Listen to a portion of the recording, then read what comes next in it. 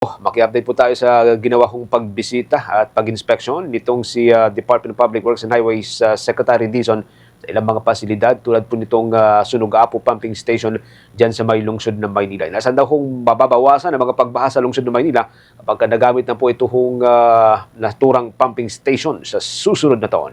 I-update si Bomboy Isa Cotonero. Bombo Genesis, Bombo Ever, pinangunahan in the Department of Public Works and Highways Secretary Vince Dizon, Manila Mayor Isko Moreno, at Metropolitan Manila Development Authority Chairman Romando Don Ortiz ang isang joint inspection sa patuloy na rehabilitasyon ng Sunog-Apo Pumping Station sa Tondo, Maynila ngayong araw. Layunin ng inspeksyon na tiyakin ang maayos na pagpapatupad ng proyekto na inaasang makatutulong sa pagpapabuti ng flood control at pagbawas ng pagbaha sa mga apektadong lugar sa lungsod. Tiniyak ng mga opisyal ang patuloy na koordinasyon ng mga ahensya upang mapabilis ang rehabilitasyon at agad na mapakinabangan ng mga residente ang proyekto. Ayon kay Dizon, target na mapagana ang naturang pumping station bago muli magsimula ang tag-ulan sa susunod na taon. Anya, sa Enero 16 na ang susunod na taon, asahan na magagamit na ang isang pump nito. Naniniwala ang kalihim na kapag nasaayos na ito ay maiiwasan na ang malawakang baha, lalo na sa mga kalapit na barangay ng pumping station. Dagdag pa ni Dizon na pananagutin nila ang sino man nasa likod ng anomalya ng Sunog-Apo Pumping Station. Hindi lang bayad na nagastos ng gobyerno na halos umabot na ng 1 bilyon, ngunit pati na rin ang perwisyo na hatid nito sa mga residente sa lugar. Kaugnay niyan, pakinggan natin ang tinig ni Department of Public Works and Highways Secretary Vince Dizon. By January 16, meron ng isang bomba na papaganahin ka. Sinek na namin ngayon. Nakita na natin gumagana yung isang bomba. Ang problema, yung 3 bomba, hindi gumagana. Kung magsimula yung susunod na rainy season, at least 3 of the 4 pumps dito gumagana. So marami pa tayong gagawin between now and June of next year. Pero makikita nyo, may progreso na tayo. Uma-under na tayo. May mananagot dito for sure. At hindi lang yung pera. Yung perwisyo na dinulot nito sa mga constituents ni Yorme, sa mga kababayan natin. Kailangan may managot doon. So aabot din tayo dyan. Nag-open na kami ng investigasyon dito. Pero ngayon, ang focus natin, solusyon. Kaugnay nito, sinabi naman ni MMDA Chairman Romando Ortiz na kahit na maayos na ang pumping station, kailangan pa rin itong obserbahan, lalo na ang kakayahan nito upang hindi magbara o di kaya mag-automatic shutdown. Kaugnay niyan, pakinggan natin ang tinig ni MMDA Chairman Romando Ortiz.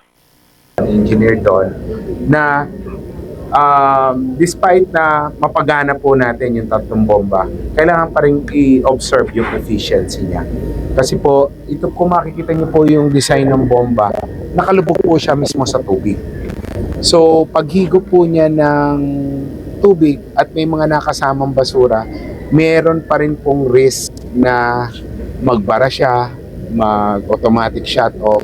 So, kailangan pong i-observe between January 16, once na mapagana yung isang bomba, i-observe po yan ng engineers po ng Prime Infra, ng MMDA at ng DPW. Matatandaan ang Sunog-Apo Pumping Station dito sa may Tondo, Manila.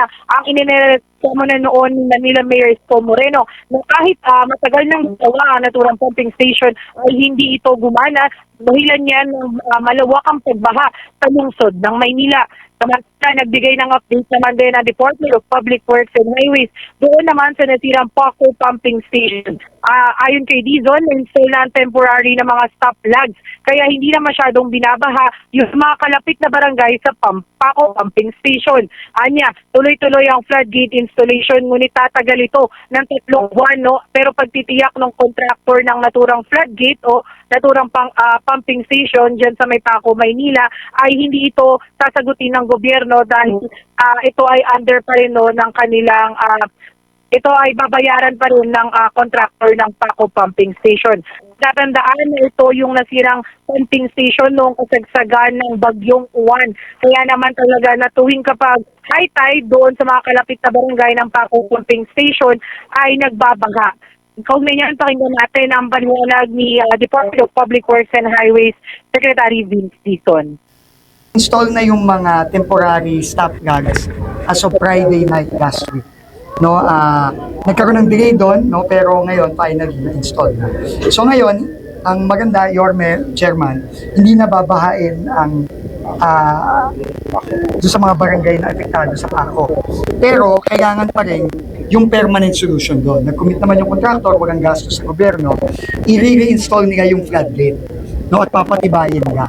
So yon, magte-take pa ng mga 3 Mula sa lungsod ng Maynila, ito si Bombo Isa Cotoner and this is Bombo Radio Philippines, the number one and most trusted source of news and information.